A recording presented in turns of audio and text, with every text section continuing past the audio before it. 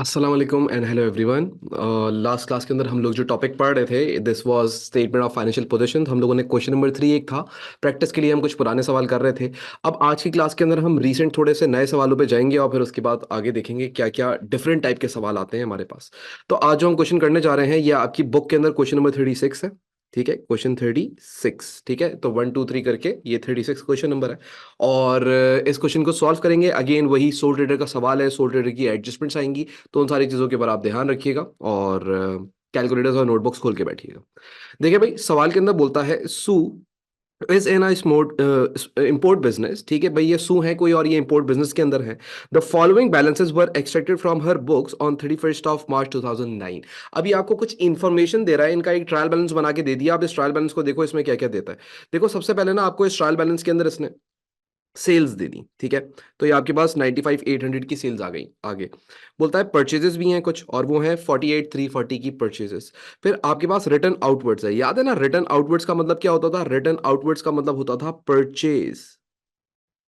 Return outwards का मतलब साफ करके लिख लेते हैं इसको थोड़ा सा, परचेज रिटर्न्स। ठीक है, फिर उसके बाद आपको स्टॉक दिया हुआ है, तो ये ओपनिंग स्टॉक है। उसके बाद फिर आपको wages of motor vehicle driver दी हुई है, तो ये जो मोटर व्हीकल चलवाते होंगे इंपोर्ट एक्सपोर्ट के लिए, तो वो ये काम करते होंगे कि अपनी वेजेस पे करते होंगे ड्राइवर को। मोटर व्हीकल की कुछ रनिंग कॉस्ट आती होगी, यानी कि उसकी सर्विस, मेंटेनेंस, रिपेयर्स वगैरह। मोटर व्हीकल एट कॉस्ट, ये मोटर व्हीकल की आपको कॉस्ट दी हुई है कि मोटर व्हीकल है कितने की। फिर उसके बाद बोलता है प्रोविजन फॉर डेप्रिसिएशन ऑन 1 अप्रैल 2008, तो ये प्रोविजन फॉर डेप्रिसिएशन दिया हुआ है मोटर व्हीकल का। फिर इनके पास कुछ प्रेमिसेस भी है 60,000 का, और provision for depreciation on premises है 12,000 का। यानी कि अब तक इनकी जो मोटर व्हीकल है वो 15,000 से डेप्रिशिएट हो चुकी है, और जो इनकी प्रेमिसेस है वो 12,000 से डेप्रिशिएट हो चुकी है। आगे वो बोलता है रेंट एंड इंश्योरेंस। अब ये रेंट एंड इंश्योरेंस क्या होता है? आपका एक एक्सपेंस होता है। फिर इसी तरीके से लाइट एंड हीट आपका एक एक्सपेंस होता है। जनरल मार्केटिंग एक्सपेंस, खुद मुंह से बोल दिया, एक एक्सपेंस है। डिस्काउंट रिसीव आपकी एक इनकम होती है। फिर आपको प्रोविजन फॉर डाउटफुल डेट दिया हुआ है। अब याद रखिएगा, ये जो प्रोविजन फॉर डाउटफुल डेट आपको ट्रायल बैलेंस के अंदर एग्जामिनर देता है, हमेशा याद रखिएगा कि ये प्रोविजन फॉर डाउटफुल डेट हमेशा ओपनिंग होता है। कौन सा वाला होता है? ओपनिंग का, यानी कि ईयर के शुरू का प्रोविजन फॉर डाउटफुल डेट होता है। ठीक है, फिर उसके बाद आगे आ जाए तो एक आपने बैंक लोन लिया हुआ है जिसके ऊपर आप 8% का इंटरेस्ट पे करते हैं, और वो लोन 30,000 का है। कुछ आपके पास कैश मौजूद है, कुछ आपका बैंक है जो ओवरड्राफ्ट हो चुका है, तो बैंक ओवरड्राफ्ट आपके बिजनेस के लिए एक लायबिलिटी बन जाती है। फिर उसके बाद आपको डेटर्स दिए हुए हैं। डेटर्स का नया नाम आज के दौर में इनको ट्रेड रिसीबल्स कहा जाता है। इसी तरीके से क्रेडिटर्स दिए हुए हैं। क्रेडिटर्स का नया नाम आजकल इनको ट्रेड पेबल्स कहा जाता है। दोनों टर्म्स यूज करते हैं, बट आपकी कोर्सेज के अंदर ट्रेड रिसीबल और ट्रेड पेबल्स बोला जाता है। फिर कुछ ड्राइंग्स दी हुई है कि इन्होंने इस पूरे साल कितनी ड्राइंग्स करी। और उसके बाद फिर आपको कुछ कैपिटल अकाउंट का बैलेंस दिया हुआ है कि इनका जो साल के शुरू में जो इनका ओपनिंग कैपिटल था, याद रखिएगा ये ओपनिंग कैपिटल जो था वो कितना था? 35,000 का था। मैंने बोला ठीक है जी, आगे बताएं, आगे क्या करना है। बोलता है ये तो एक उसने बना के दे दिया ट्रायल बैलेंस। अब इस ट्रायल बैलेंस के अंदर हम इसकी हेल्प से दो चीजें बनाएंगे। एक हम बनाएंगे अपनी इनकम स्टेटमेंट, और एक हम बनाएंगे अपनी बैलेंस शीट। राइट, दो चीजें बनेंगी, एक इनकम स्टेटमेंट बनेगी और एक बैलेंस शीट बनेगी। अब जितनी भी चीजें मैंने येलो से मार्क करी हैं वो सारी की सारी कहाँ रिकॉर्ड होती हैं? इनकम स्टेटमेंट के अंदर। कहाँ रिकॉर्ड होती हैं? इनकम स्टेटमेंट के अंदर। और जितनी भी चीजें मैंने ब्लू से मार्क करी हैं वो सारी चीजें कहाँ रिकॉर्ड होंगी? स्टेटमेंट ऑफ फाइनेंशियल पोजीशन के अंदर। अब याद रखिएगा, स्टेटमेंट ऑफ फाइनेंशियल पोजीशन कह लूं या मैं इसको बैलेंस शीट कह लूं, एक ही बात है। ठीक है, बात समझ आई? अच्छा जी, अब हम लोग आगे बढ़ते हैं। वंस हम लोगों ने ये वाला काम कर लिया, ये सारी चीजें देख ली, अब हम लोग आगे एडजस्टमेंट्स पे बढ़ते हैं। अब ये एडजस्टमेंट्स देखें क्या क्या है। सबसे पहली एडजस्टमेंट सबसे इंपॉर्टेंट बोलता है कि यार एडिशनल इन्फॉर्मेशन। अब इस इन्फॉर्मेशन के अंदर एग्जामिनर बात करता है, number 1, stock at 31 March 2009 was valued at 12,600। अब ये जो तुम्हें स्टॉक दिया हुआ है बेटा, ये कौन सा स्टॉक है? ये क्लोजिंग स्टॉक है। राइट, अब ये क्लोजिंग स्टॉक कहाँ कहाँ जाएगा सर? दो जगह पे जाएगा। एक तो जाएगा ये आपकी कॉस्ट ऑफ सेल्स के अंदर। अब जरा सुनिएगा, ये जाएगा एक तो आपकी कॉस्ट ऑफ सेल्स के अंदर, जब आप अपनी इनकम स्टेटमेंट बना रहे होंगे तो वहां पे ले जाके आप इसको रिकॉर्ड कर देंगे, क्लोजिंग इन्वेंटरी को। और इसी तरीके से जब आप बैलेंस शीट बना रहे होंगे तो बैलेंस शीट बनाते हुए आप जब अपने करंट एसेट्स को रिकॉर्ड कर रहे होंगे तो करंट एसेट्स के अंदर क्लोजिंग इन्वेंटरी को रिकॉर्ड कर देंगे 12,600 की और 12,600 की। इसकी दो जगह ट्रीटमेंट्स होती हैं क्लोजिंग इन्वेंटरी की। वैसे तो जितनी भी एडजस्टमेंट होती हैं उनके दो इम्पैक्ट्स होते हैं, लेकिन दो इम्पैक्ट का मतलब ऐसा जरूरी नहीं है कि एक इम्पैक्ट इनकम स्टेटमेंट में और तो दूसरा बैलेंस शीट में। हो सकता है किसी ऐसी एडजस्टमेंट, कोई ऐसी एडजस्टमेंट हो जिसके दोनों इम्पैक्ट इनकम स्टेटमेंट में भी पड़ जाए, और कोई ऐसी हो सकती है जिसके दोनों इम्पैक्ट बैलेंस शीट में पड़ जाए, या फिर ऐसा भी हो सकता है कि एक इम्पैक्ट इनकम स्टेटमेंट और एक इनकम इम्पैक्ट बैलेंस शीट के अंदर पड़ रहा हो। ठीक है, तो ये आपको हम लोगों ने ये क्लोजिंग इन्वेंटरी को थोड़ा सा देख लिया। अब पढ़ते हैं नेक्स्ट एडजस्टमेंट नंबर 2। ध्यान दीजिएगा, समझिएगा।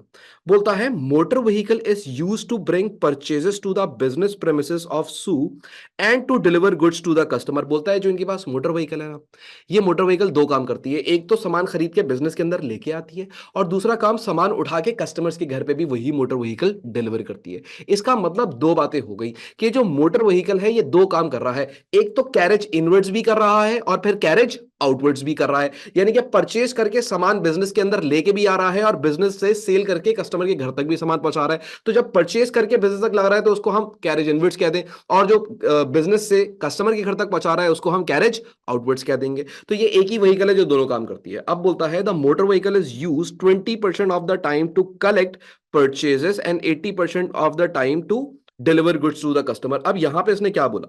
इसने बोला जो तुम्हारी मोटर व्हीकल है ना, मोटर व्हीकल 20% जो है वो टाइम लगाती है किस काम में? सामान लेके आने में। और 80% टाइम लगाती है वो अपना सामान कस्टमर्स के पास बेचने में। इसका मतलब तुम्हें पता है क्या है? ये एडजस्टमेंट को जरा गौर से समझने की कोशिश कीजिएगा।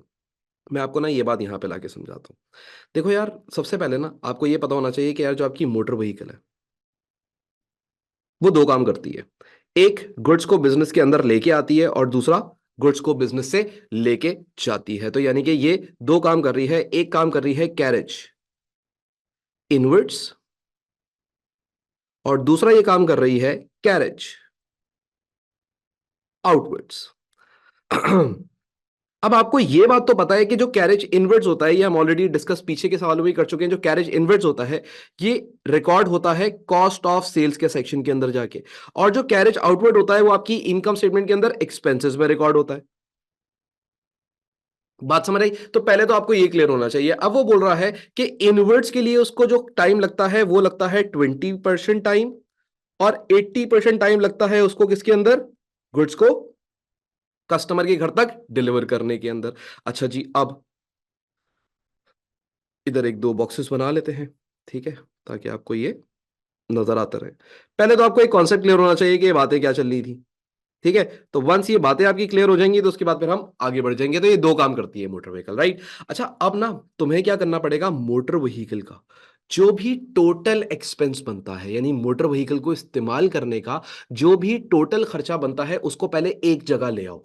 ठीक है, मतलब सर ये क्या आप कह रहे हैं? देखो, मोटर व्हीकल का जो टोटल खर्चा होगा ना, उस मोटर व्हीकल के टोटल खर्चे में से 20% कैरेज इनवर्ड्स होगा और 80% कैरेज आउटवर्ड्स होगा। मैं तो ये कह रहा हूं। तो तुम क्या करो, पहले टोटल कैलकुलेट कर लो। Total motor vehicle expense. अब ये total motor vehicle expense sir हम कैसे कैलकुलेट करें? बेटा देखो, सबसे पहले आप आओ ऊपर सवाल के अंदर, तो उसने दिया हुआ था कि यार आपके पास एक बंदा है, वेजेस जिसको आप देते हैं व्हीकल चलाने की। ठीक है, तो wages of motor vehicle driver. तो पहला एक्सपेंस क्या होता है आपकी गाड़ी के ऊपर? वेजेस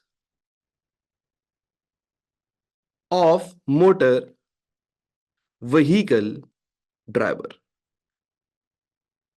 और इसको आप कितने पैसे पे करते हो? सर हम इसको पैसे पे करते हैं 11,500। तो यहां पे लिखो 11,500। एक खर्चा तो मोटर व्हीकल पे तुम्हारा ये आता है। एक और भी खर्चा है जो तुम्हारी मोटर व्हीकल पे आता है, जरा सुनिएगा। पहला खर्चा तो ये आ रहा है मोटर व्हीकल पे।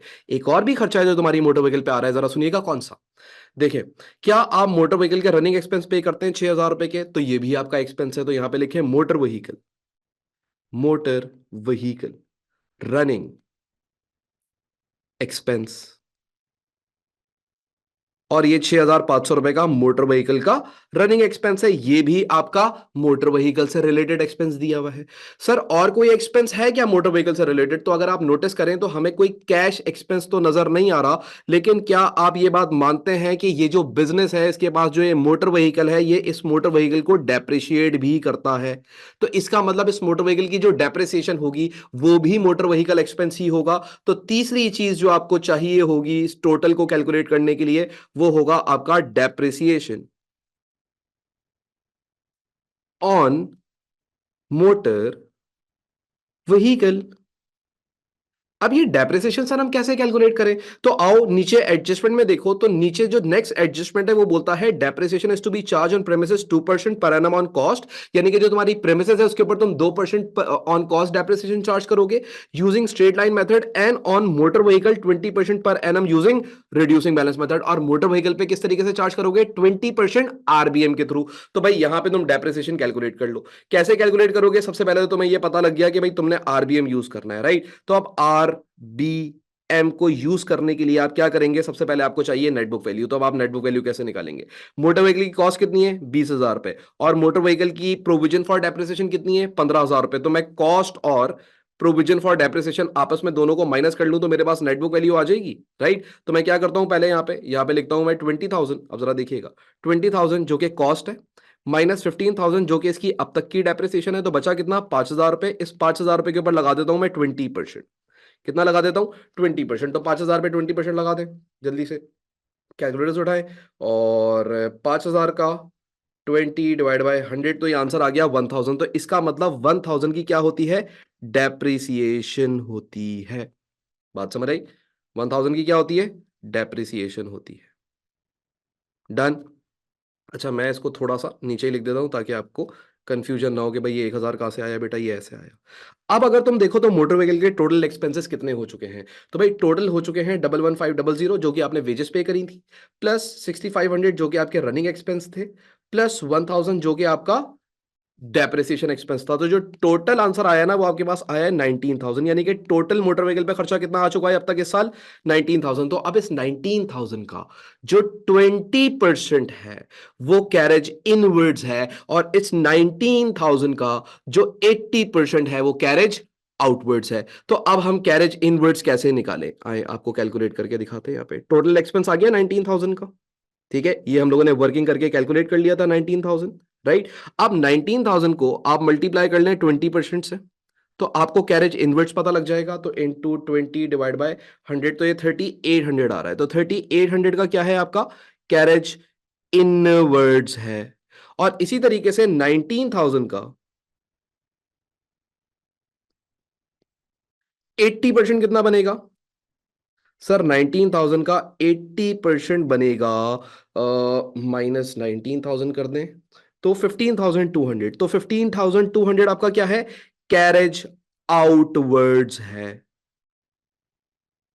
पूरी बात 100% समझ आनी चाहिए जो कुछ मैंने बोला। ये एक एक लफ्ज, एक एक चीज क्रिस्टल क्लियर होनी चाहिए आप लोगों को। कोई मसला, कोई प्रॉब्लम नहीं होनी चाहिए इसके अंदर। जो मैंने बात करी वो आपको क्लियर होना चाहिए। उसने ये बोला था कि जो मोटर व्हीकल है वो दो काम करती है, गुड्स को कलेक्ट करती है और फिर कस्टमर्स को डिलीवर करती है। कलेक्ट करने में 20% टाइम लेती है और 80% टाइम वो डिलीवर करने में लेती है। तो मोटर व्हीकल का जो भी टोटल खर्चा होगा उसका 20% कैरेज इनवर्ड्स बन गया, क्योंकि कलेक्शन का मतलब कैरेज इनवर्ड्स, और बाकी का 80% वो डिलीवर करने का खर्चा है, तो वो कैरेज आउटवर्ड्स हो गया। तो मेरे पास दो चीजें आ गई, एक आ गई मेरे पास कैरेज इन और एक आ गया मेरे पास कैरेज आउट। जो मेरे पास कैरेज इन आया वो कितने का आया? 15,200 का। और जो मेरे पास कैरेज आउटवर्ड्स आया, और जो मेरे पास कैरेज इनवर्ड्स आया वो है 3,800 का। और कैरेज आउटवर्ड्स जो है वो 15,200 का। बात समझ रहे? अच्छा भाई, क्या यहां तक आप लोगों को सारी चीजें जो भी मैंने बात करी वो क्लियर है? यहां तक पहले आप देख लें, इसके अंदर और तो कोई चीज नहीं है। इसके अंदर बाकी सारी चीजें हम लोग यहाँ पे रिकॉर्ड कर चुके हैं, कोई भी चीज मिसिंग नहीं है। तो इसको गौर से एक दफा देख लीजिएगा कि क्या मोटर व्हीकल से जो मैंने कैरेज इनवर्ड्स और आउटवर्ड्स की कैलकुलेशन करी वो सबको क्लियर है? बता दो। डन। और फिर उसके बाद हम आगे बढ़ेंगे। अब ये आप लोगों ने सारा कॉपी कर लिया होगा, यहाँ तक सारी चीज़ें आप लोग कॉपी कर चुके होंगे। तो अब हम लोग आगे बढ़ते हैं नेक्स्ट चीज़ के ऊपर। देखो यहाँ पे उसने दो बातें बोली थी। एक तो आपको बोली थी एडजस्टमेंट 2 के अंदर के जो आपकी प्रेमिसेस है उसके ऊपर 2% का क्या लगेगा? डेप्रिसिएशन लगेगा। तो अब प्रेमिसेस की 2% की डेप्रिसिएशन कैलकुलेट कर लो। तो जो तुम्हारी प्रेमिसेस है उसके ऊपर लगा दो 2%। तो 60,000 का 2% कितना होता है हम लोग कैलकुलेट कर लेते हैं और हम आगे बढ़ते हैं, ठीक है? तो 15,000 का 2% डिवाइडेड बाय 100, तो ये आपके पास आ जाएगा, sorry, 60,000 multiply by 2 divided by 100, तो ये हमारे पास आंसर आ जाएगा 1,200। तो ये जो हमारे पास 1,200 आ रहा है, ये क्या चीज़ है? ये हमारी जो प्रेमिसेस है उसकी डेप्रिसिएशन बनती है। अगर मैं वैल्यू सही उठा रहा हूँ, प्रेमिसेस इज 60,000, राइट? मैं एक दफ़ा दोबारा देख लूँ। 60,000 मल्टीप्लाई बाय 2% है या 20% है, जरा एक दफा दोबारा देख लेते हैं। 2% है ऑन कॉस्ट, ठीक है जी। तो इसका लगा देते हैं multiply by 2 divide by 100। Calculator ना होने का एक नुकसान होता है, तो ये 1200 की डेप्रिसिएशन आ जाएगी। ठीक हो गया। तो ये हम लोगों ने एक और डेप्रिसिएशन कैलकुलेट कर ली। आगे बढ़ते हैं सवाल के अंदर। अब क्या बोलता है, बोलता है जो तुम्हारा लोन इंटरेस्ट है ना, loan interest is outstanding at 31 मार्च, यानी कि तुम्हारी जो बिजनेस की क्लोजिंग डेट है इस वक्त जितना भी तुम्हारा लोन का इंटरेस्ट है वो सारा आउटस्टैंडिंग है, यानी इस साल तुमने जो लोन लिया हुआ था उस लोन का कोई इंटरेस्ट पे नहीं किया। तो सबसे पहले तुम ये तो निकालो तुम्हारा इंटरेस्ट बनता कितना है। तो भाई तुम्हारा इंटरेस्ट, अगर तुम बैंक लोन को देखो तो 30,000 का बैंक लोन है, उसके ऊपर इंटरेस्ट कितना पे करते हो, 8% का पे करते हो, राइट। तो आ जाओ इसको निकाल लेते हैं हम पहले। एक सेकेंड रुकिएगा। 30,000 का 8 डिवाइड बाय 100, तो ये आपके पास आ रहा है 2400। तो 2400 का जो तुम्हारा रेंट का, वो रेंट बोल रहा हूँ, लोन का इंटरेस्ट है, तुमने पे नहीं किया हुआ। तो अब तुम इसको क्या करोगे सर, इसके साथ दो काम करेंगे। एक तो हम ये काम करेंगे कि इसको इनकम स्टेटमेंट में एक्सपेंसेस में रिकॉर्ड करेंगे, और दूसरी बात इसको बैलेंस शीट के अंदर अपनी करंट लायबिलिटी बना लेंगे। क्यों करंट लायबिलिटी बना लेंगे, क्योंकि ये पैसा आपने पे करना है, आपके ऊपर एक ऑब्लिगेशन है। और इनकम स्टेटमेंट में क्यों रिकॉर्ड करेंगे, क्योंकि सर ये इस साल का रियल एक्सपेंस था, भले हमने ना पे किया हो बट हम रिकॉर्ड तो करेंगे ना इस साल, क्योंकि हम अपने हमेशा एक्सपेंसेस रिकॉर्ड करते हैं जो इस साल इनकर हुए होते हैं। तो ये लोन का इंटरेस्ट इस साल का ही है, भले मैंने ना पे किया हो, लेकिन मैं रिकॉर्ड इसी साल की इनकम स्टेटमेंट में करूंगा। यही बात आपको अक्रूवल कॉन्सेप्ट कहता है कि real income and real expenses for the year इसी इनकम स्टेटमेंट के अंदर लाके मैच करे जाए, उनको इसी इनकम स्टेटमेंट के अंदर लाके रिकॉर्ड किया जाए, राइट। अच्छा जी, अब आगे सुनो। फिर अगली बात क्या बोलता है, बोलता है जो तुम्हारी इंश्योरेंस है ना वो है 450 की प्रीपेड, ठीक है जी। तो आपके पास जो इंश्योरेंस है क्लोजिंग में वो प्रीपेड है, कितने की प्रीपेड है, 450 की, यानी कि 450 की तुमने इंश्योरेंस एक्स्ट्रा पे कर दी है। तो जितनी इंश्योरेंस तुमने एक्स्ट्रा पे कर दी है, ये प्रीपेड का मतलब वो अमाउंट है जो हमने एक्स्ट्रा पे कर दी, तो उसमें से आप माइनस कर दें तो आपके पास यहाँ पे देखें आपको इंश्योरेंस नजर आएगा, और रेंट एंड इंश्योरेंस, इसमें से आप क्या करें, 450 माइनस कर दें, क्योंकि 450 क्या है, आपने एक्स्ट्रा पे किया हुआ है। तो 7,700 माइनस 450, तो ये आपके पास आंसर आ जाएगा 7250। तो ये 7250 आप अपने पास रिकॉर्ड कर लें। 7250 अपनी इनकम स्टेटमेंट के अंदर आप इसको रिकॉर्ड करेंगे। लेकिन सर ये 450 एक तो आपने इनकम स्टेटमेंट में से माइनस करवा दिया, मान लिया आपकी बात कि भाई इसको इनकम स्टेटमेंट से माइनस करना है क्योंकि ये इस साल का एक्सपेंडिचर नहीं है, मान लिया आपकी बात। लेकिन क्या इस 450 के साथ हम और कुछ करेंगे, हाँ बेटा इस 450 के साथ आप और भी कुछ करेंगे, क्योंकि जो 450 है ये प्रीपेड एक्सपेंस है। तो प्रीपेड एक्सपेंस आप अपनी बैलेंस शीट के अंदर, अपनी बैलेंस शीट के अंदर जब करंट एसेट्स लिख रहे होंगे तो करंट एसेट्स में भी रिकॉर्ड करेंगे। ठीक है, ये आपका एक अदर रिसीबल है ना, आपका अपना पैसा ही है ना, बात समझ आई। अच्छा जी, फिर उसके बाद आप आगे आ जाइए। अगली एडजस्टमेंट बोलता है कि जो आपकी इलेक्ट्रिसिटी है ना फॉर लाइटिंग 130 वाज ड्यू। अब बोलता है कि भाई इलेक्ट्रिसिटी 130 की आपने अभी तक पे नहीं की हुई क्लोजिंग की, यानी कि ये ड्यू है, अक्रूड है। ये जो एक्सपेंस था ये कौन सा था, प्री पेड एक्सपेंस था।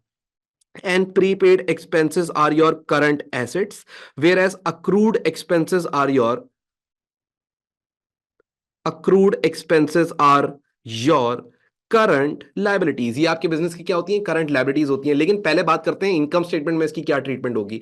भाई तुमने अभी तक $130 की हीटिंग एंड लाइटिंग पे नहीं की हुई, तो अब तुम ऊपर आओ और ऊपर आके देखो हीट एंड लाइटिंग कितनी लिखी हुई है। हीट एंड लाइटिंग यहां पे अगर तुम नोटिस करो तो तुम्हें नजर आ रही होगी 4950 की, यानी कि अब तक तुम कितनी पे कर चुके हो, 4950। लेकिन अभी मजीद तुमने और कितनी यूज कर ली है, एक्स्ट्रा तुमने यूज करी है मजीद 130 की। तो 130 भी जो है, मैं इस तरफ नहीं इस तरफ लिख देता हूं, प्लस 130। तो ये भी तुम्हारा इसी साल का एक्सपेंस है, तो इसके अंदर 130 आप ऐड करके अपनी इनकम स्टेटमेंट के अंदर रिकॉर्ड करेंगे। तो ये है 4950 प्लस 130, क्योंकि ये इसी साल का अक्रूड एक्सपेंस था। तो ये आपके पास बन जाएगा 5080 जो आपकी इनकम स्टेटमेंट में चला जाएगा। और ये बाकी का 130 इनकम स्टेटमेंट में एडजस्ट होने के बाद बाकी बैलेंस शीट के अंदर आपकी करंट लाइबिलिटीज के अंदर शो हो रहा होगा इस तरीके से। ठीक है, ये करंट एसेट हो गया, ये करंट लाइबिलिटी हो गई। फिर उसके बाद अगली बात बोलता है the provision for doubtful debt is to be maintained at 2% of trade receivables, यानी कि जो आपके प्रोविजन फॉर डाउटफुल डेट है वो आप अपने ट्रेड रिसीवेबल्स के ऊपर 2% के हिसाब से बनाएंगे। तो अब आप ऊपर आए, ऊपर आके देखें आपके ट्रेड रिसीवेबल्स हैं कितने। देखो यहाँ पे तुम्हें डेटर्स दिए हैं, डेटर्स का मतलब ट्रेड रिसीवेबल्स ही होता है। ठीक है, ये रहे आपके डेटर्स, और ये आपको कितने के दिए हुए इन्होंने, ये इन्होंने दिए हुए आपको 18,500। इसके ऊपर लगा दें आप पहले 2% और देखें इस साल का प्रोविजन कितना आ रहा है जो आप बैलेंस शीट में रिकॉर्ड करेंगे। तो आज हम लोग इसको कैलकुलेट करते हैं। 18,500 का कितना परसेंट है, 2%, ठीक है जी, डिवाइड बाय 100, तो ये हमारे पास आ गया 370। नाउ क्या ये 370 का मैंने क्या करना है, इस 370 को मैं ले जाके रिकॉर्ड कर दूंगा कहां पे, अपनी बैलेंस शीट के अंदर। कहां रिकॉर्ड कर दूंगा इसको? ले जाके बैलेंस शीट के अंदर। तो सर इनकम स्टेटमेंट में क्या रिकॉर्ड करेंगे? बेटा इनकम स्टेटमेंट में हमेशा प्रोविजन का इंक्रीज या डिक्रीज को देखते हुए रिकॉर्ड किया जाता है। तो अब अगर तुम देखो तो तुम्हें ओपनिंग प्रोविजन कितना दिया हुआ था पहले से? देखो 560 का ओपनिंग प्रोविजन है, नजर आ रहा है आप लोगों को कि ओपनिंग प्रोविजन कितना था? 560 का था। और क्लोजिंग का प्रोविजन आपका कितना कैलकुलेट होके आया? 370 का। तो तुम्हारा प्रोविजन बढ़ गया या कम हो गया? तो अब तुम क्या करोगे? यहां पे प्रोविजन कैलकुलेट कर लो। प्रोविजन कैसे कैलकुलेट करोगे? प्रोविजन कैलकुलेट करने के लिए प्रोविजन फॉर डाउटफुल डेट्स है। लास्ट ईयर को करंट ईयर से कंपेयर कर लो। लास्ट ईयर का प्रोविजन वाज 560, करंट ईयर का तुमने प्रोविजन कैलकुलेट करा है 370। तो बढ़ गया या कम हो गया? सर हमारा लास्ट ईयर ज्यादा था, इस साल कम आया है, तो हमारा डिक्रीज इन पीबीडी हुआ है। तो डिक्रीज इन पीबीडी कितना हुआ है? इसमें से माइनस कर दो 560 को, तो तुम्हारे पास आ जाएगा 190। और जो तुम्हारे पास 190 आ रहा है, ये क्या है? ये 190 डिक्रीज इन पीबीडी है। पता नहीं मैंने इतना गंदा क्यों लिख दिया, but this is decrease in PBD.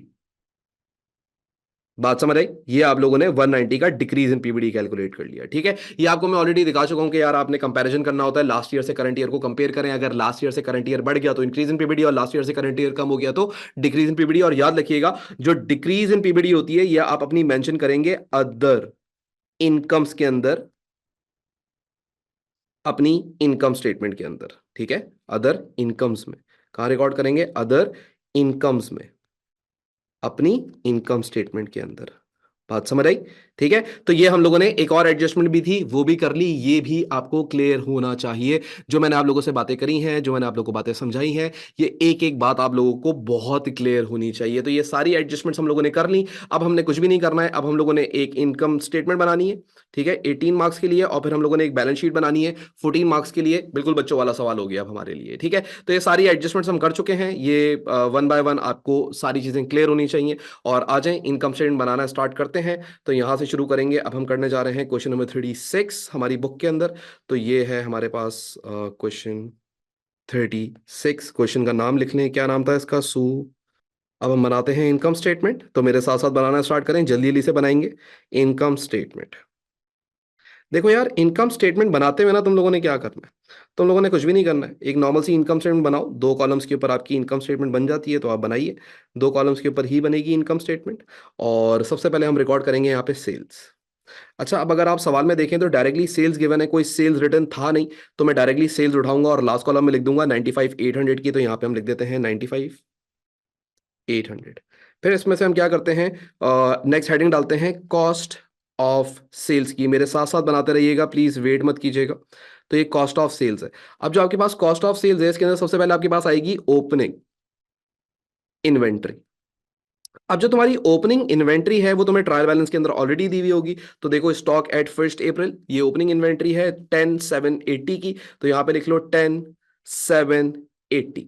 उसके बाद तुम क्या करो? इसके अंदर परचेजेस ऐड करो। तो परचेजेस रिकॉर्ड करो। अब परचेजेस मुझे सवाल के अंदर डायरेक्टली गिवन है, वो ये रहे 48340 के। तो ये रिकॉर्ड कर लो 48340 की। मैं दोबारा देख लूं, यही मैंने सही लिखा है 48340, ठीक है। उसके बाद फिर आपके पास एक कैरेज इनवर्ड्स भी हुआ था, वो इसके अंदर ऐड कर लें, कैरेज इनवर्ड्स। इसकी हम लोगों ने वर्किंग करी थी ना, राइट। और वर्किंग क्या करी थी? हम लोगों ने टोटल वैल्यू निकाली थी मोटर एक्सपेंस का, और उसका 20% कैलकुलेट कर लिया था। तो वो हमारे पास आया था 3800 का। तो ये हमारी क्या हो गया? कैरेज इनवर्ड्स हो गया। अगर आप भूल गए हैं तो यहाँ आके इस चीज को देख लीजिएगा, ये पूरी वर्किंग करके मैंने आपको दिखाया था कि कैरेज इनवर्ड्स कितना होगा? 3800 होगा। Done, clear. आगे सुनिएगा, यहां तक हो गया सबको? क्लियर है यहां तक? अब देखो अगली बात। यार आप लोगों के पास कुछ परचेज रिटर्न्स भी हुई हैं सवाल के अंदर। ऊपर आए और ऊपर आके देखें, आपके पास कुछ परचेज रिटर्न्स हुई हैं कितने की? 960 की। तो वो परचेज रिटर्न्स अब रिकॉर्ड कर लेते हैं 960 की। अब परचेज रिटर्न सब्ट्रैक्ट होती हैं यहां से, तो हम लिखेंगे लेस परचेज रिटर्न्स। और ये है 960 का परचेज रिटर्न्स आपके पास। डन हो गई बात। अच्छा भाई, फिर उसके बाद आप लोगों ने जब ये सारी चीजें कर ली, तो उसके बाद आप क्या करेंगे? एक और चीज लिखेंगे, इसको देख लेते हैं भाई ये क्या बोल रहा है। उसके बाद फिर हम एक और चीज इसमें से लेस कर देंगे, और वो होगी हमारी क्लोजिंग इन्वेंट्री। अब ये जो हमारी क्लोजिंग इन्वेंट्री है, ये सवाल के अंदर हमें ऑलरेडी गिवन है एडजस्टमेंट के अंदर। पहली एडजस्टमेंट के अंदर ही क्लोजिंग इन्वेंट्री थी 12,600 की। दिख रही है ना सब लोगों को? 12,600 की। तो क्लोजिंग इन्वेंट्री मेंशन कर लें यहाँ पे 12,600। 600 की। और अब आपके पास इन सबको ऐड लेस करने के बाद आ जाएगी कॉस्ट ऑफ सेल्स। तो वो हम कॉस्ट ऑफ सेल्स कैलकुलेट करते हैं। सब लोग कैलकुलेटर उठाएं साथ साथ मेरे, और कॉपी साथ साथ करना है इसको। एक नेटफ्लिक्स की तरह मत देखना है, ये तुम लोग प्रैक्टिस करोगे तो तुम लोग को समझ आएगा, वरना फिर तुम लोग बाद में नहीं बोलना कि हमें ये प्रॉब्लम हो रही है वो प्रॉब्लम हो रही है। ठीक है, चलो। सबसे पहले 10780 प्लस 48340 प्लस 3800 माइनस 960 माइनस 12600। तो ये मेरे पास जो आंसर आ रहा है ये आ रहा है 49360। ये 49360 मेरे पास कॉस्ट ऑफ सेल्स आ गई। अब मैं क्या करूंगा, इसको सेल्स की वैल्यू में से माइनस करके ग्रॉस प्रॉफिट निकाल लूंगा। तो इसमें से माइनस कर लेते हैं 95 800। सो इट इज 4, मेरे पास कितना आ रहा है ये, एक सेकंड रुकिएगा जरा, 46440। ठीक है, तो यहाँ पे हम लिख लेते हैं 46440 मेरे पास आ गया। ये मेरा आ गया ग्रॉस प्रॉफिट। ठीक है, ये ग्रॉस प्रॉफिट आ गया। अब तुम लोगों ने क्या करना है, अब तुम लोगों ने अदर इनकम्स को ऐड करना है। तो यहां पे लिखोगे ऐड अदर इनकम्स। अब मेरे बेटा अदर इनकम्स के अंदर मुझे कुछ इनकम नजर आई थी। सबसे पहले तो हम लोगों का डिक्रीज इन पीबीडी आया था, याद है? तो सबसे पहले वो रिकॉर्ड करते हैं यहां पे, decrease in provision for doubtful debts. अभी जो मेरा decrease in provision for doubtful date आया था, ये मैंने अभी ऊपर कैलकुलेट करा था। वो कितना आया था जो मैंने बोला था अदर इनकम्स में शो करूंगा इनकम स्टेटमेंट के अंदर, 190 का। तो ये 190 का पहले तो ये रिकॉर्ड कर लेते हैं। लेकिन एक इनकम मुझे ट्रायल बैलेंस के अंदर भी नजर आई थी, आए मैं आप लोगों को भी दिखाता हूं। यहां पे इसको पढ़ते हुए मुझे एक चीज नजर आई थी, डिस्काउंट रिसीव। तो क्या डिस्काउंट रिसीव इनकम नहीं है ना? तो इसको भी रिकॉर्ड कर लो। यहां पे लिखो डिस्काउंट रिसीव्ड, कितने का है, मैं अमाउंट ही भूल गया, 5300 का। ठीक है, तो यहाँ पे आप लिखेंगे 5300, और इन दोनों को आप आपस में ऐड कर लेंगे। ठीक है, तो इन दोनों को आपस में ऐड कर लेते हैं, 5300 प्लस 190, तो टोटल बन जाएगा 5110, जिसको आप अपने ग्रॉस प्रॉफिट के अंदर ऐड कर दोगे। तो इसको ग्रॉस प्रॉफिट में ऐड कर लो 46440 के अंदर। तो ये आ रहा है 5155, सॉरी एक सेकेंड, पहले कितना था, 46440 प्लस 5300 प्लस 190। ठीक है, तो ये आ रहा है मेरे पास 51930। इसको दोबारा देख लेते हैं, 5300 प्लस 190।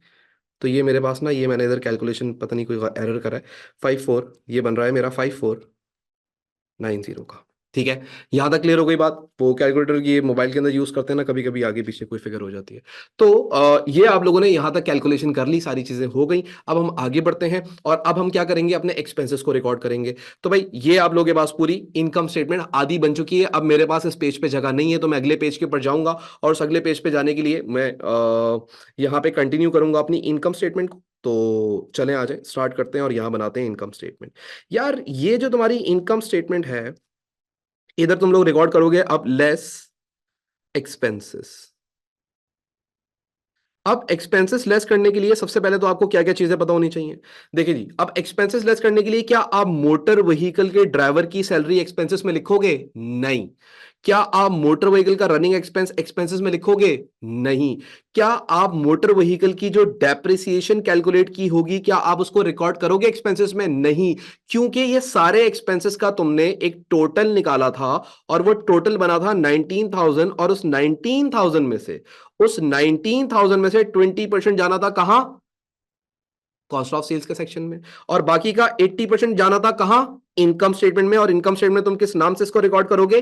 कैरेज आउटवर्ड्स के नाम से रिकॉर्ड करोगे। तो यहां पे हम सबसे पहला एक्सपेंस रिकॉर्ड करते हैं, कैरेज आउटवर्ड्स। और ये हमारा कितना आया था? 15,200 का कैरेज आउटवर्ड्स आया था। तो ये हम इसको यहाँ पे मेंशन कर लेंगे। तो इस 15,200 के अंदर ये सारी चीजें इंक्लूडेड हैं। इन सारी चीजों को टोटल किया, इनका 80% आउटवर्ड्स था, तो वो 80% आउटवर्ड्स में डाल दिया, और 20% कॉस्ट ऑफ सेल्स के अंदर डालना था, तो वो कैरेज इनवर्ड्स में डाल दिया। बाकी का 20% उसका ये रहा 3,800, और बाकी 15,200 ये रहा। ये सारे एक्सपेंसेस हमने इस तरीके से रिकॉर्ड करने थे इसके अंदर। आगे आ जाइए जरा। फिर उसके बाद आप लोगों ने क्या किया था, आप लोगों ने जो आपकी प्रेमिसेस थी, उस प्रेमिसेस की डेप्रिसिएशन कैलकुलेट की थी। तो वो डेप्रिसिएशन प्रेमिसेस की कितनी आई थी? 1200 की डेप्रिसिएशन आई थी। तो आप इसकी डेप्रिसिएशन यहां पे रिकॉर्ड करें, डेप्रिसिएशन ऑन प्रेमिसेस, वो आ जाएगी आपके पास 1,200 की। फिर उसके बाद आप आगे आ जाइए। तो आगे आपके पास कौन सा एक्सपेंस है? आगे आपके पास रेंट एंड इंश्योरेंस है। अब याद रखिएगा, रेंट एंड इंश्योरेंस में कुछ प्रीपेड भी था, तो वो माइनस करेंगे पहले। तो यहां लिखेंगे रेंट एंड इंश्योरेंस। अब आप देखो ट्रायल बैलेंस के अंदर आपने कितना रिकॉर्ड किया हुआ है? 7,700। तो यहां पे आगे रिकॉर्ड कर लो 7,700, और इसमें से प्रीपेड था 450। तो 450 आप इसमें से क्या कर लें? माइनस कर लें। तो 450 माइनस करने के बाद आपके पास कितना आंसर आ रहा था? 7250 का। ये हम लोग पीछे कैलकुलेट कर चुके थे, तो डायरेक्टली इसको क्या करते हैं? रिकॉर्ड कर लेते हैं 7250 को। ठीक है, तो यहां पे आ जाइए और यहां पे आके हम रिकॉर्ड करते हैं 7250 का हमारा रेंट एंड इंश्योरेंस है। आगे आ जाइए, तो अगली चीज है हीट एंड लाइट, और इसके अंदर 130 का अक्रूड था, तो उसकी एडजस्टमेंट करेंगे। तो पहले यहां लिखते हैं heat and light, heat and light. अब अगर आप नोटिस करें तो यहां पे आपका जो हीट एंड लाइट है वो ट्रायल बैलेंस में कितना लिखा हुआ है? 4950 का। तो यहां पे आप पहले रिकॉर्ड करें 4950, और कुछ अक्रूड भी था, तो अक्रूड एक्सपेंस 130 का आप इसके अंदर ऐड कर लें। तो इन दोनों को जब आप आपस में ऐड कर लेंगे तो ये बन जाएगा 5080। तो 5080 के एक्सपेंस रिकॉर्ड कर लें, 5080। क्लियर हो गई बात? फिर आगे सुनिएगा, वंस हम लोगों ने ये हीट एंड लाइट का एक्सपेंस भी रिकॉर्ड कर लिया, तो उसके बाद है जनरल मार्केटिंग एक्सपेंस। तो इसको 6200 को डायरेक्टली रिकॉर्ड करते हैं, क्योंकि इसका कोई अक्रूड प्रीपेड नहीं था। तो जनरल मार्केटिंग एक्सपेंस वैल्यू क्या थी? भूल गया मैं। General marketing expense was 6200। All right, 6200। Clear हो गई? फिर उसके बाद अगला एक्सपेंस अगर आप देखें तो आपके पास डिक्रीज इन पीबीडी था, और कोई नहीं था। एक और एक्सपेंस है, जो आपने बैंक से लोन लिया था, तो वो लोन इंटरेस्ट आपने अभी तक पे नहीं किया 2400 का, तो वो आप रिकॉर्ड करेंगे। तो यहां पे आप लिखेंगे बैंक लोन इंटरेस्ट 30,000 का 8%। ठीक है, तो ये आपके पास आया था 2400, और आपने ये सारे एक्सपेंसेस जितने भी थे वो सारे के सारे एक्सपेंसेस आप लोगों ने यहाँ पे मेंशन कर लिए हैं। अच्छा, अब ये कैरेज आउटवर्ड्स वाली बात आप सब लोगों को क्लियर होनी चाहिए। ठीक है, और फिर हम आगे बढ़ते हैं। तो आप इन सबको ऐड कर लेते हैं।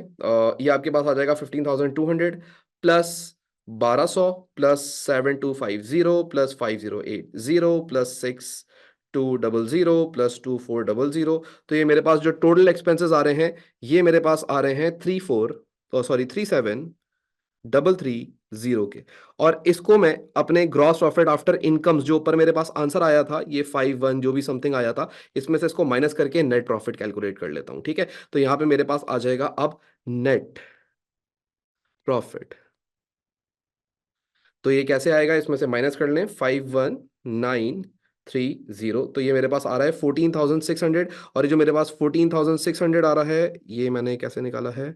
ओके, तो ये आ गया 14,600। सही आया है ये मेरा नेट प्रॉफिट आ गया।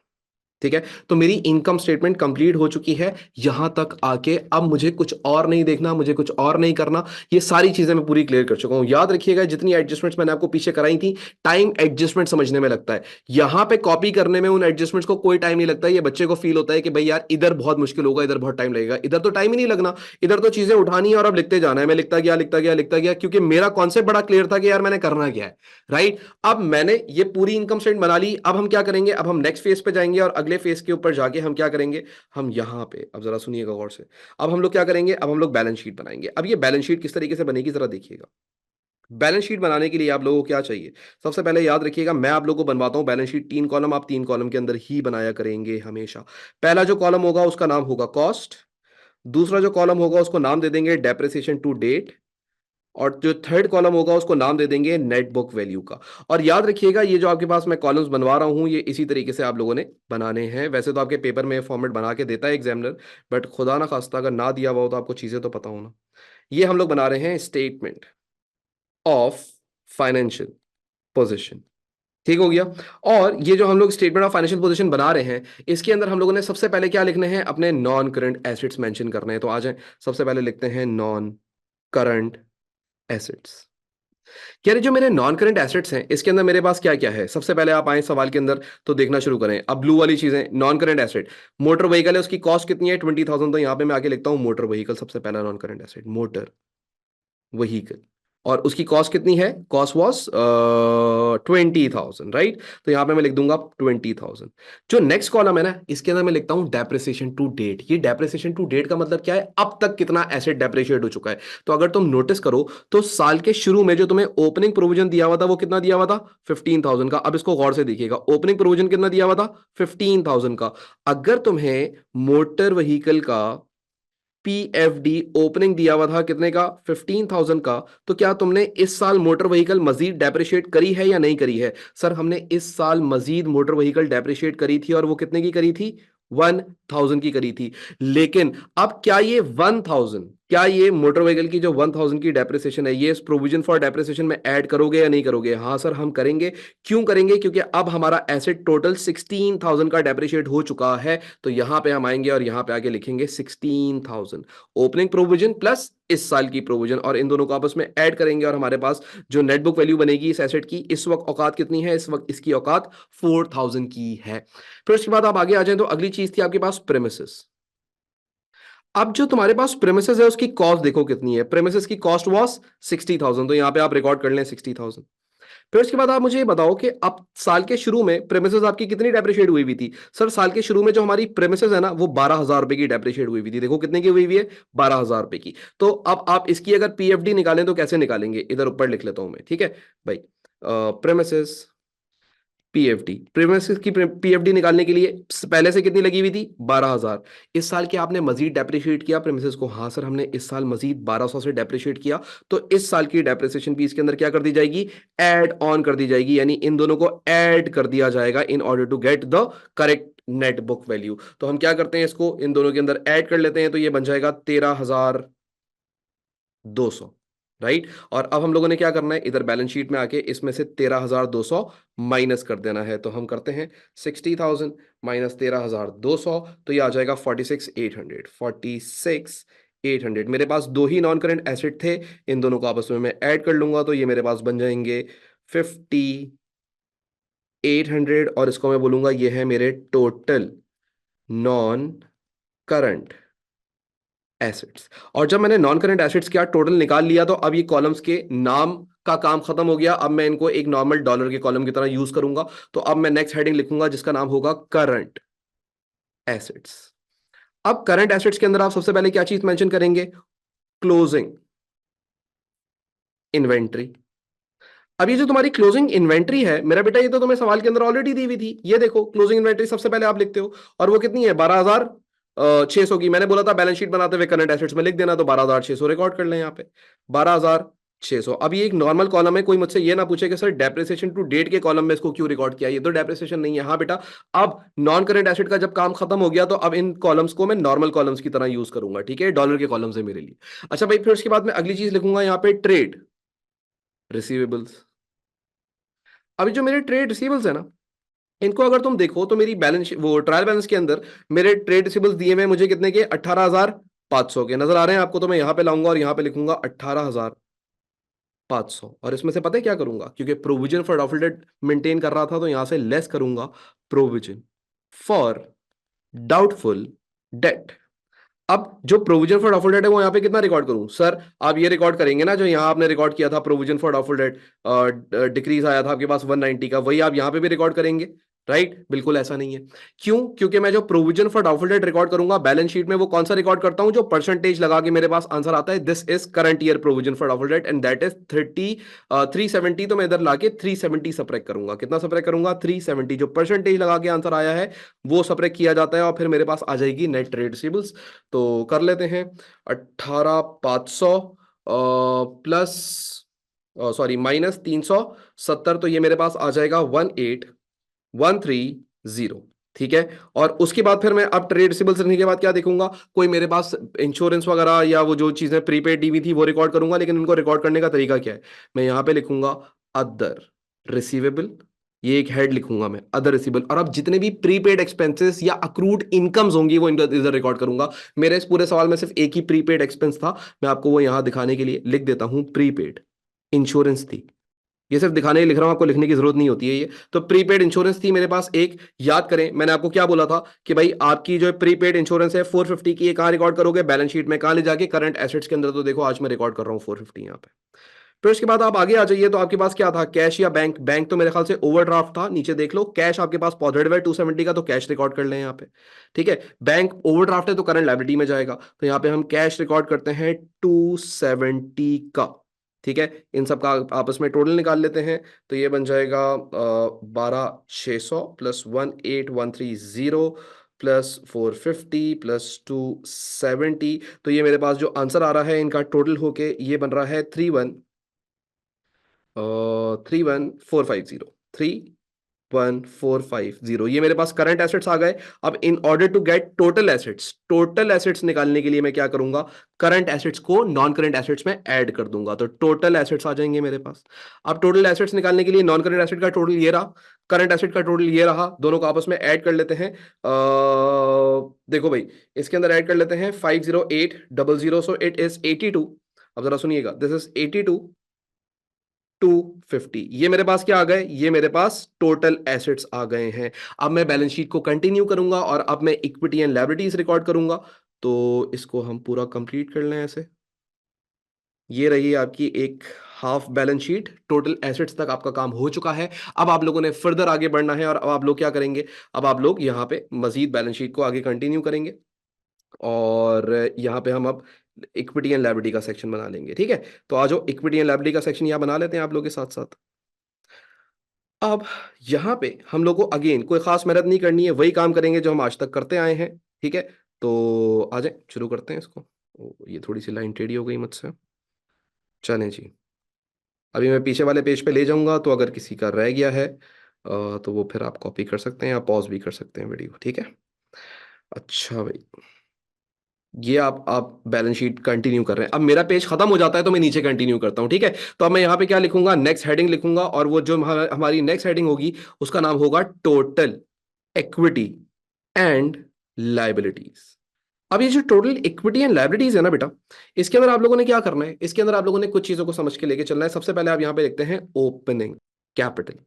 अब अगर तुम नोटिस करो तो ओपनिंग कैपिटल मुझे ट्रायल बैलेंस के अंदर हमेशा दिया हुआ होता है। ये देखो तुम्हें नजर आ रहा होगा, ओपनिंग कैपिटल 1 अप्रैल का 35,000 का, तो 35,000 क्या करो यहाँ पे रिकॉर्ड कर लो, 35,000।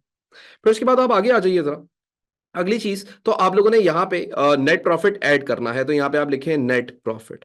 अब आपका ये नेट प्रॉफिट कहां से पता लगेगा, अभी पिछले पार्ट के अंदर आप कैलकुलेट करके आए हैं अपना नेट प्रॉफिट, और वो कितना आया था आपका 14,600 का तुम्हारा नेट प्रॉफिट आया था, याद आया।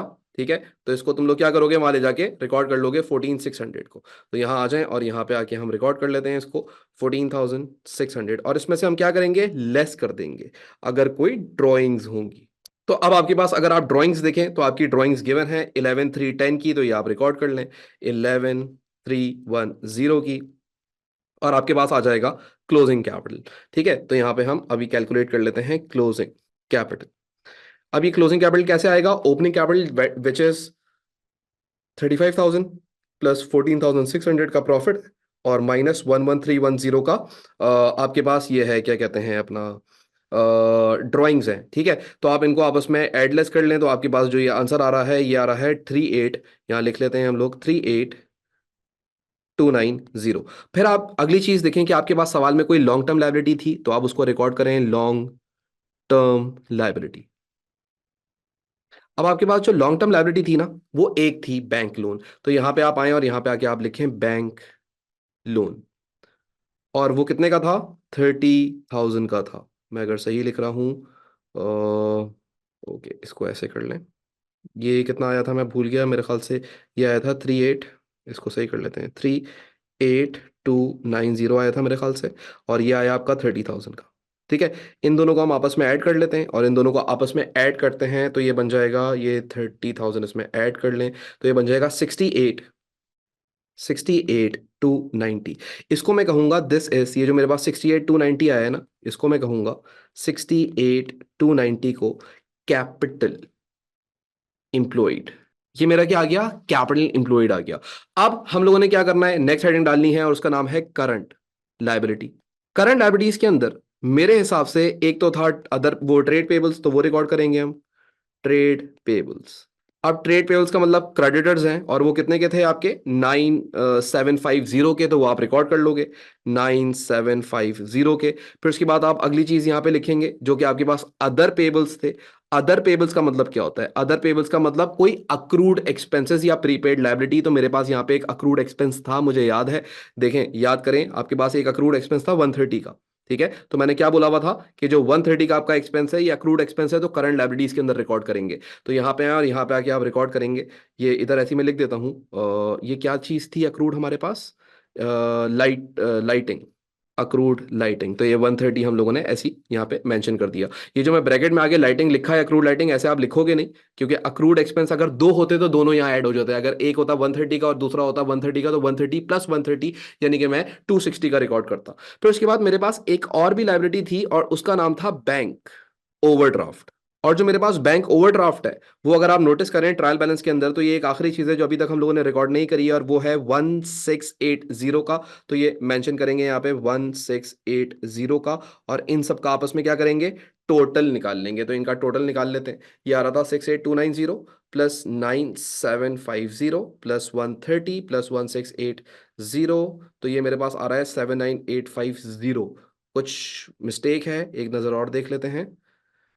ये हमारे पास आ रहा है 68290, 68290। फिर उसके बाद है हमारे पास ट्रेड पेबल्स। मैंने ट्रेड पेबल्स की वैल्यू सही लिखी है, ट्रेड पेबल्स 9750 के। ठीक है जी। उसके बाद फिर मेरे पास क्या है? अदर पेबल्स में मैंने एक चीज़ मिस कर दी है। यस, मुझे याद पड़ रहा है। अदर पेबल्स में दो चीज़ें थी।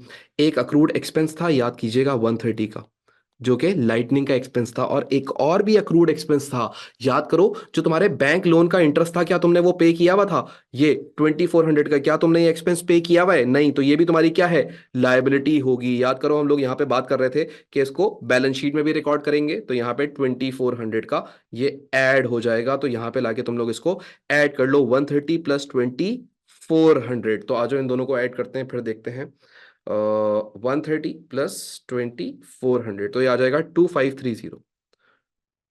2530। ठीक है, और हमारे पास था 68290 प्लस 9750 प्लस 2530 प्लस 1680।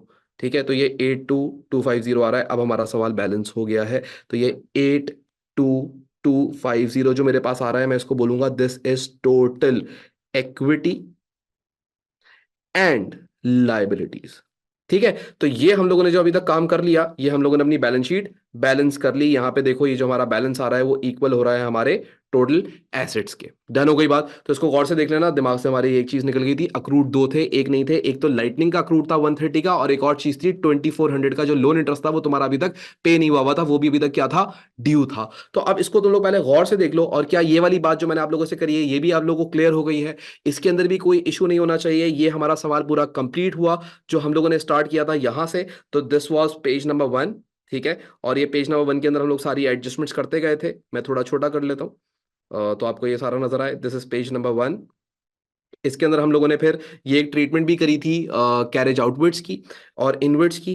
फिर उसके बाद ये हमारी कुछ एडजस्टमेंट्स थी, और ये एडजस्टमेंट्स के बाद हम लोगों ने सबसे पहले बनाई इनकम स्टेटमेंट। तो ये इनकम स्टेटमेंट का फर्स्ट पार्ट, ठीक है, जो हम लोगों ने बनाया। फिर उसके बाद ये हमारे एक्सपेंसेस जो हमने रिकॉर्ड किए, और उसके बाद फिर हम लोग की ये बैलेंस शीट का फर्स्ट पार्ट टोटल एसेट्स तक, और उसके बाद फिर हम लोग क्या, ये बैलेंस शीट का एंड पार्ट हो गया है। क्लियर हो गई बात? तो इसको सब लोग पहले गौर से देख लें और सब लोग इस बात को समझ लें, और यहां तक हमारा ये क्वेश्चन कंप्लीट हुआ। ठीक है,